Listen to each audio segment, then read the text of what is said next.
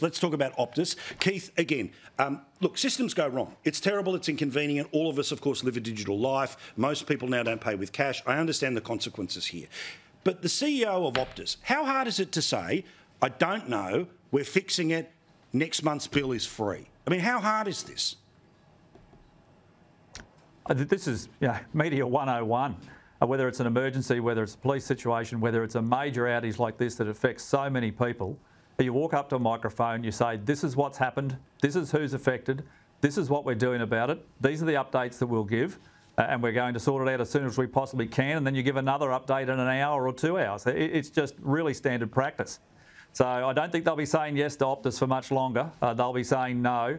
And I just feel for all those individuals who have lost a day's trading off their FPOS machines, who are trying hard to keep people employed and now don't have the money to pay them.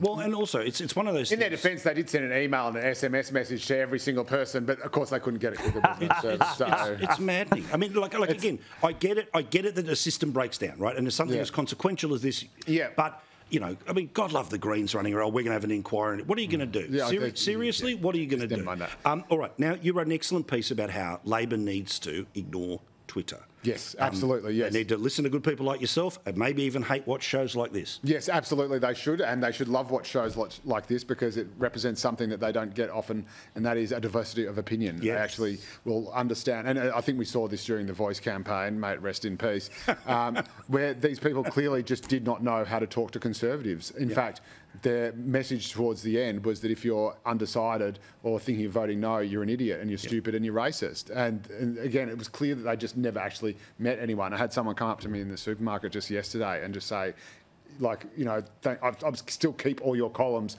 on The Voice because I'm just hoping that people will actually get it. So what's the reaction to this, though? I mean, do you get a text message from lefties going, actually, I think you got a point, or is it all the right? No, I think everyone, I mean, certainly everyone in the kind of right of the Labor Party, which is most of New South Wales and sadly only about 49% of the rest of the country, gets it and knows that. But it's much easier to be really simplistic and outraged and angry or preachy about an issue on social media and get all the likes from the lovies and get all your retweets and think that you're making a real difference than it is to actually say, well, actually, no, here we need to stop and reflect community attitudes instead of dictating them, and that's been a real problem. I made the point that socialism is the brainchild of and plaything of the extremely rich. Like Karl Marx and Friedrich Engels were extremely rich people. Karl Marx's father was a lawyer who owned lots of vineyards. Engels was a lawyer who was a businessman, industrialist who owned lots of factories. And these people study poor people. They study the working class like kind of lab rats, like animals in a zoo. And they don't actually listen to what people in the working class or poor people want, which is not for everyone else to be poor or everyone to be like them. It is for them to be able to get ahead. And often they're thinking more about them and their family and their kids getting ahead than they are about the entire proletariat. And also, the thing is, Keith, right, like Australia is always a more modern country than it was last year, the year before, the decade before, 2 decades before, right? I mean, that's just the way it is. We meet different people, we go to different places. That's the joy, right? But people need to understand who are sitting at this super progressive, you know, lean in, let's sort of live the news cycle where we wake up and are shocked by what Donald Trump did and then we're outraged by what Boris Johnson did and then all of this garbage, that Australians are also deeply practical. They also see when somebody's BSing to them and trying to tell them that the country that is pretty damn awesome ain't that good.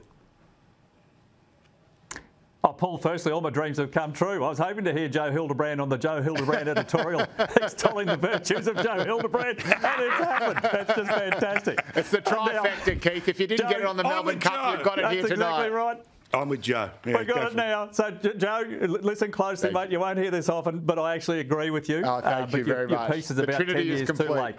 The Australian Labor Party, they haven't represented working people for 10 years more. They just don't get it. They are all about the rich socialists and the inner city Greens and all the things that most Australians, to be honest, don't care about. They just want to be able to pay their bills. They want a government that listens to them, that acts in their interests. Correct. And we're not seeing that from this Labor government. They talk a lot, but it's about their actual actions. To be fair, I think we've got ideology.